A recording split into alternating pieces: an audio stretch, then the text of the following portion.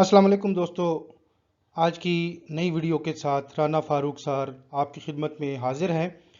ناظرین، آج کا جو ہمارا عنوان ہے وہ ہے اردو کے فروغ کے لیے کام کرنے والے ادارے، اور ان اداروں میں سے آج ہم جن اداروں کا جائزہ لیں گے ان میں مجلس ترقی ادب اور ادارہ فروغ قومی زبان ہے۔ تو چلیے ویڈیو کو شروع کرتے ہیں اور دیکھتے ہیں کہ ان اداروں کی کیا کیا خصوصیات ہیں۔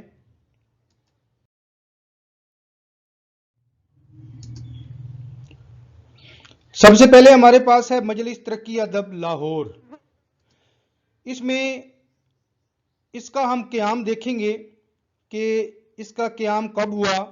1950 میں اس کا جو پرانا نام تھا وہ تھا مجلس ترجمہ، اور اس کے جو پہلے ناظم تھے وہ تھے سید امتیاز علی تاج۔ اس کے بعد اس کے مقاصد کیا تھے، یعنی جب 1950 میں اس کا قیام عمل میں آیا تو اس وقت جو اس کا ایک بڑا مقصد تھا وہ یہ تھا کہ یہ ادارہ صرف مشرق و مغرب کی بلند پایہ کتابوں کا اردو ترجمہ کیا کرتا تھا۔ اس سے اگلی چیز 1958 میں ہوئی، یعنی اس ادارے کی تشکیل نو، اور پھر اس کا نام بھی جو ہے وہ تبدیل کر دیا گیا۔ 1958 میں مغربی پاکستان نے اس کی تشکیل نو کی اور اس کا نیا نام جو ہے وہ مجلس ترقی ادب رکھا۔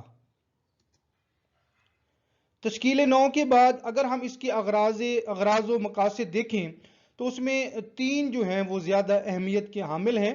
پہلا جو ہے وہ کلاسیکی ادب شائع کرنے کا اہتمام کرنا، نمبر 2 پہ غیر زبانوں کی معیاری کتب کا ترجمہ کرنا، اور نمبر 3 بلند پایہ ادب کی اشاعت، یعنی مختلف زبانوں سے اگر ان کتابوں کا تعلق ہے تو اس میں ترجمہ بھی یہ ادارہ کرتا ہے اور پھر اس کی اشاعت کا بندوبست بھی کرتا ہے۔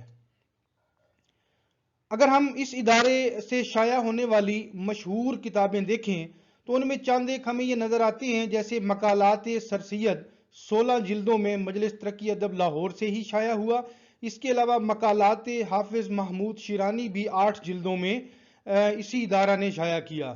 اس کے علاوہ مولوی محمد شفیع کے مقالات 5 جلدوں میں یہ بھی مجلس ترقی ادب نے شائع کیے تھے۔ اگر ہم اس ادارہ کے رسالہ کی بات کریں جس کا عنوان ہے صحیفہ، جو کہ سہمائی ہے، یعنی ہر 3 ماہ بعد جو ہے وہ شائع ہوتا ہے، اور اس کا اجرا جو ہے وہ 1957 میں ہوا۔ اس کے پہلے مدیر عابد علی عابد صاحب تھے۔ اس رسالے میں پہلے تحقیقی مقالات کے ساتھ ساتھ غزلیں، نظمیں، طنز و مزاح بھی شائع ہوتا تھا، مگر بعد میں پھر یہ ہوا کہ 1967 میں جب وحید قریشی صاحب اس کے مدیر ہوئے تو یہ خالص تحقیقی ہو گیا، یعنی اس میں سے غزلیں، نظمیں، طنز و مزاح جو ہے وہ سب ختم کر دیا گیا اور صرف تحقیق کو ہی مد نظر رکھا گیا۔ اگلی چیز ہم یہ دیکھیں گے کہ مجلس ترقی ادب کے موجودہ جو ناظم ہیں وہ عباس تابش صاحب ہیں، اور موجودہ صحیفہ کے مدیر جو ہیں وہ فضل حق کرشی صاحب ہیں۔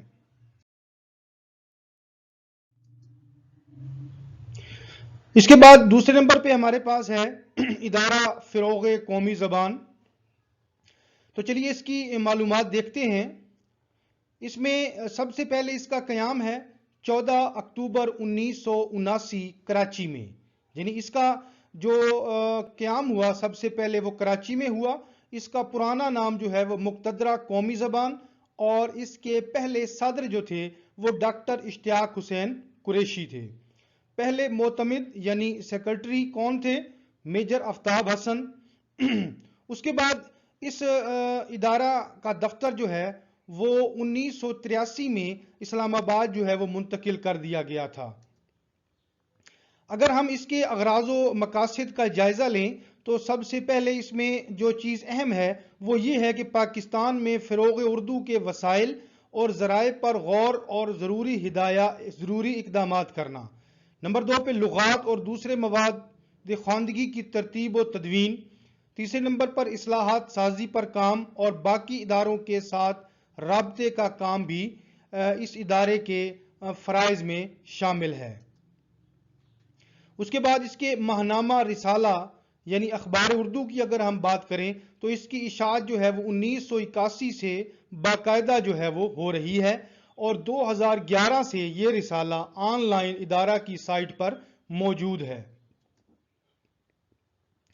اس ادارے کی نام کی تبدیلی اور سربراہ کے عہدہ کے عنوان کی تبدیلی کی اگر ہم بات کریں تو 2012 میں ادارہ کی خود مختار حیثیت ختم کر کے وزارت اطلاعات و نشریات کے حوالے جو ہے یہ ادارہ کر دیا گیا تھا، اور اس کا نام مقتدرہ سے تبدیل کر کے ادارہ فروغ قومی زبان ہو گیا تھا۔ اسی طرح اس کے سربراہ کا عہدہ جو ہے، جو کہ پہلے صدر نشین ہوتا تھا، اور اب اس کا نام جو ہے یا عنوان جو ہے وہ تبدیل کر دیا گیا، اور اب اس کا جو عنوان ہے وہ ہے ڈائریکٹر جنرل ہو گیا ہے۔ اب موجودہ ڈائریکٹر جنرل جو ہیں اس ادارہ کے وہ پروفیسر ڈاکٹر محمد سلیم مظہر ہیں۔ تو امید کرتا ہوں ناظرین آج کی ویڈیو آپ کے لیے معلوماتی رہی ہوگی، تو ویڈیو کو دیکھنے کے بعد ویڈیو کو لائک اور شیئر ضرور کریں، اس کے علاوہ کمنٹس کی صورت میں اپنی رائے کا اظہار بھی ضرور کریں۔